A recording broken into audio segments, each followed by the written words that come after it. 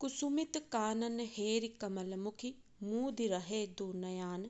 कोकिल कलरव मधुकर धुनि सुनि, कर देई झाँपई कान। माधव सुन सुन बचन हमारा, तू गुण सुंदरी अति भेल दूबरी। गुनि गुनि प्रेम तोहारा, धरनी धरि धनि कत बेरी बैसई। पुनितहि उठई न पारा, कातर दिठि करी चौदिस हेरि हेरि। नयन गरय जलधारा, तोहर बिरह दिन छन छन तनु छिन। चौदसी चांद समान, भनई विद्यापति शिव सिंह नरपति। लखिमा देई रमान। इस पद में विद्यापति जी ने राधा जी के विरह का वर्णन प्रस्तुत किया है। किस तरीके से उन्होंने विरह की पीड़ा को सहा है और उस विरह की पीड़ा को सहते सहते आज उनके मुख की और उनके शरीर की, देह की क्या दशा हो गई है, वो कितनी कमजोर हो गई हैं, वो ये पद बयां करता है। देखते हैं अर्थ सहित इस पद को समझते हैं।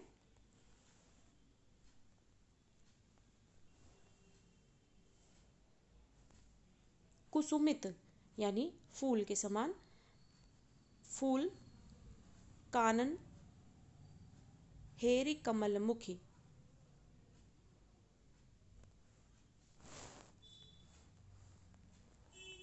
कुसुमित फूल, कानन यानी वन, हेरि मतलब ढूंढना या देखना, कमल मुखी यानी कमल के समान मुख वाली। अब यहाँ पे राधा जी के विरह का वर्णन प्रस्तुत किया गया है। तो विद्यापति जी ये बताते हैं कि कमल के मुख के समान राधा जी जंगलों में और वनों में खिलने वाले फूलों को देखकर, हेर कर, मूंद रहे दो नयन। मूंद मतलब बंद कर लेना, रहे रहना, दो मतलब दोनों, नयन यानी नयन यानी आंखें। मूंद लेती हैं, मूंदे रहती हैं दोनों नयन आंखें। फूल वनों में देखकर कमल के समान मुख वाली राधा मूंदे रहती हैं दोनों आंखें। क्यों? क्योंकि फूलों को खिलता हुआ देखकर अपने प्रिय से मिलन की जो चाह है वो और भी ज़्यादा बढ़ जाती है। और ऐसी चीज़ें देखकर जो कमल के समान मुख वाली और सौंदर्य लिए हुए राधा जी जो हैं वो अपनी आंखें बंद कर लेती हैं विरह की पीड़ा को सहते हुए। कोकिल कलरव मधुकर धुनि सुनी, और इसी तरीके से ऐसी और भी अन्य उदाहरण हैं जिनको देखकर अपने प्रिय से मिलने की चाहत और भी बढ़ जाती है राधा जी की। तो वो उन्हें देखकर अपनी आंखें बंद कर लेती हैं, कभी कान बंद कर लेती हैं और इसी तरीके से उन सारी चीज़ों को भुला देना चाहती हैं, अपनी नज़रों से हटा लेना चाहती हैं, अपने कानों से उन्हें नहीं सुनना चाहती, जिससे कि और उन्हें विरह की पीड़ा सहनी पड़े। तो आगे वो कहती हैं कि कोकिल यानी कोयल, कलरव यानी कोयल की जो गूंज है, जो आवाज़ जो हमें वनों में सुनाई देती है, आम के पेड़ों पर बैठकर वो कूंकती है, तो वो मीठी आवाज़ यानी कोयल की कलरव। मधुकर यानी कि जो भंवरा है, धुनी, भंवरे की धुन क्या है, वो भी फूल से फूल पर घूम घूम कर गुंजार करता फिरता है। तो मधुकर यानी भंवरे की भी धुन को सुनकर। अब ये सारे जो उदाहरण हैं, खिलते हुए फूल को देखना, कोयल की कलरव और यानी उसकी मीठी आवाज़ को सुनना, मधुकर की यानी भंवरे की आवाज़ को सुनना। तो खिलते हुए फूलों को देखकर कमल के समान मुख वाली राधा जो है वो अपने आँखों को बंद कर लेती हैं और कोयल की आवाज़ सुनकर और भंवरे की गूंज सुनकर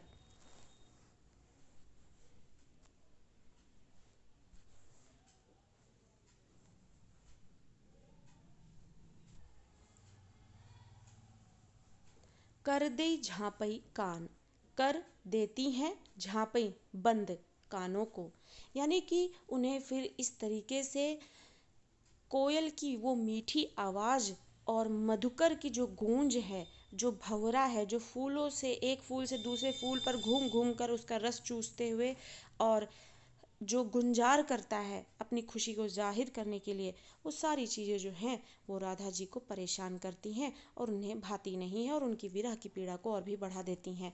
इसी के लिए वो कोयल की मीठी आवाज़ और भंवरे की गूंज को भी नहीं सुनना चाहती और कर देती हैं, कर देई देती हैं, झांपई बंद कानों को, यानी कानों को वो अपने बंद कर लेना चाहती हैं।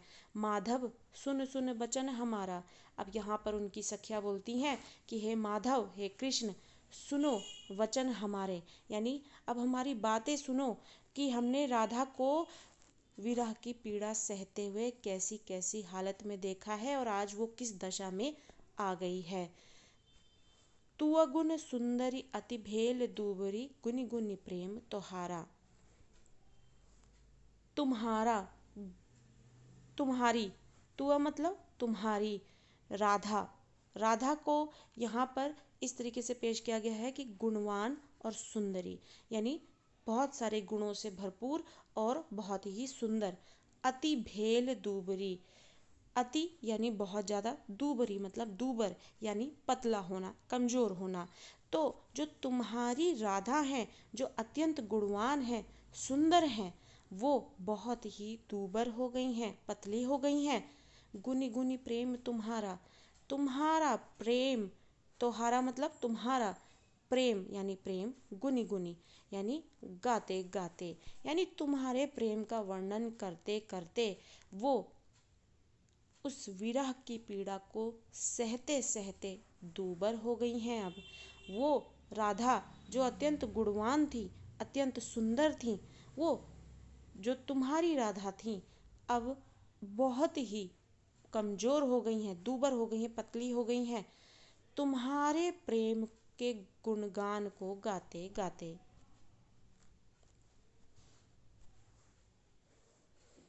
धरनी धरी धनिकत बेरी बैसई, धरनी यानी धरती, धरी यानी पकड़ना, धनी यानी स्त्री, धनी का अर्थ होता है स्त्री, लेकिन यहाँ पर राधा जी के लिए प्रयोग किया गया है।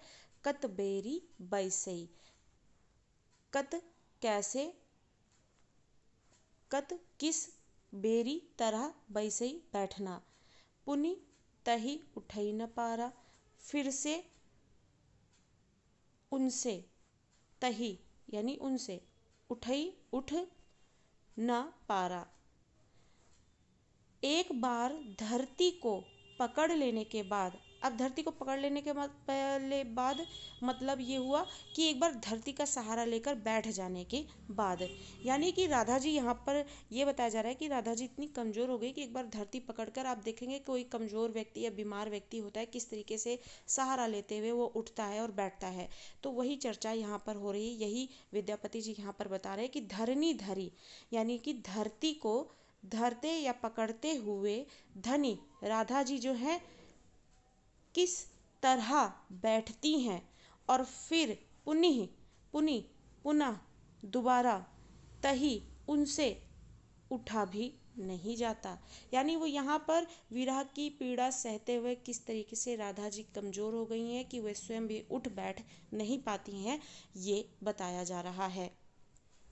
कातर दिठी करी चौदिस हेरी हेरी, कातर यानी व्याकुल, यानी परेशान, बेचैन, दिठी यानी नजरें, करी यानी करना, चौदिस चारों दिशाओं में, चौ यानी चौ, चार, दिस यानी दिशाएं, तो चौदिस, हेरी हेरी चारों दिशाओं में हेरना, हेरी का मतलब हेरना यानी ढूंढना, नयन गरे जलधारा, नयनों से, आँखों से, गरे यानी गिरते हैं, जलधारा, जलधारा यानी अश्रु, यानी कि इस तरीके से अपनी विरह की पीड़ा को सहते हुए राधा जी जो हैं अपनी दृष्टि को व्याकुल करते हुए चारों दिशाओं में तुमको हेरती रहती हैं, ढूंढती रहती हैं, और जब तुम नहीं मिलते तो उनकी आँखों से जलधारा, अश्रुधारा बहने लगती है, गिरने लगती है। तोहर बिरह दिन छन छन तनु छिन,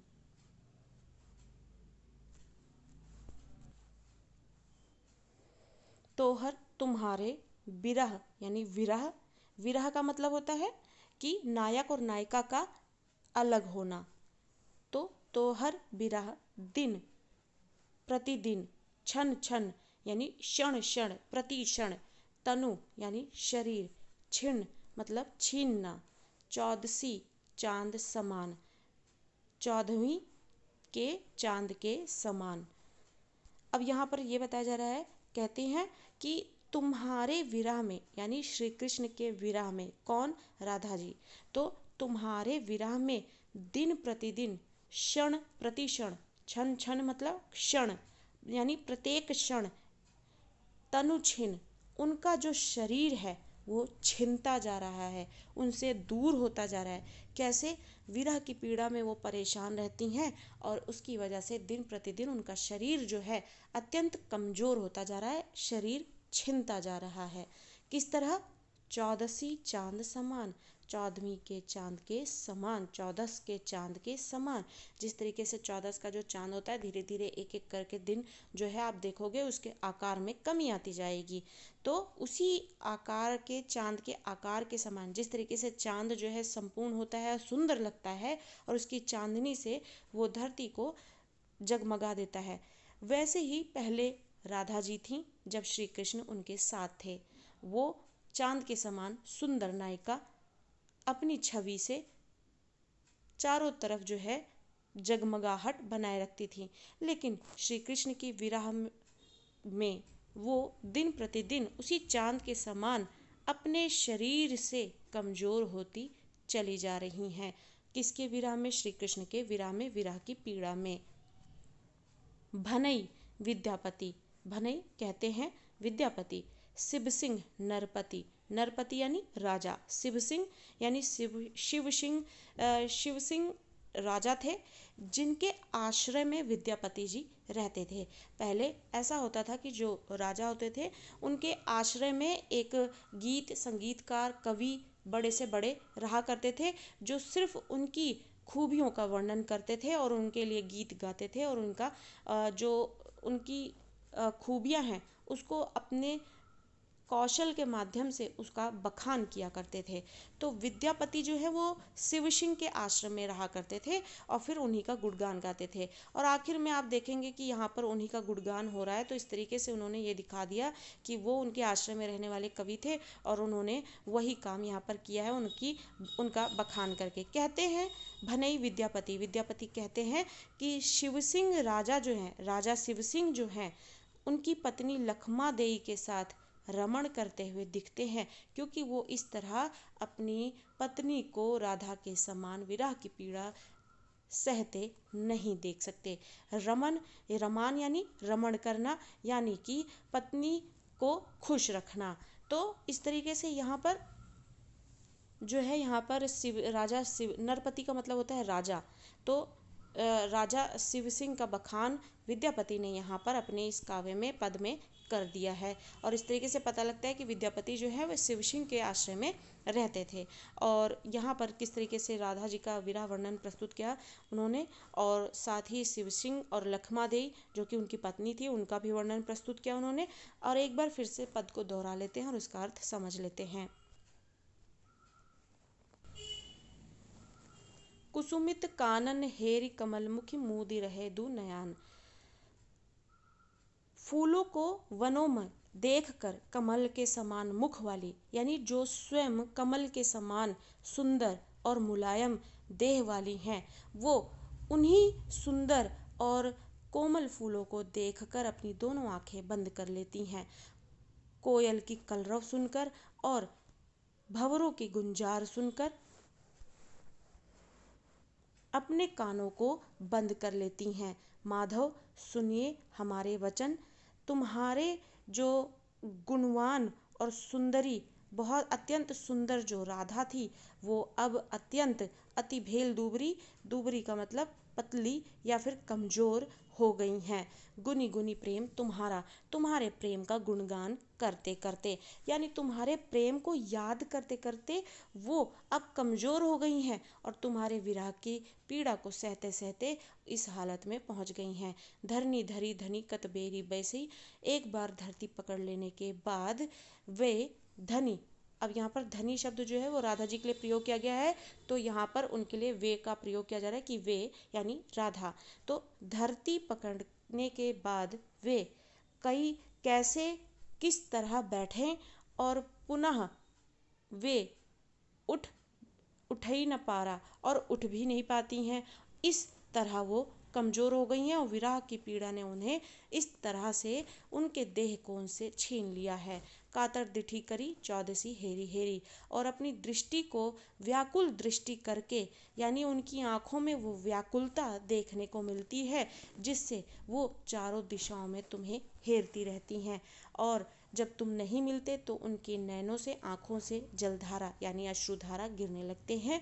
तुम्हारे विरह में दिन प्रतिदिन, क्षण प्रति क्षण उनका तन जो है, उनका शरीर जो है वो छिनता जा रहा है, चौदस के चांद के समान।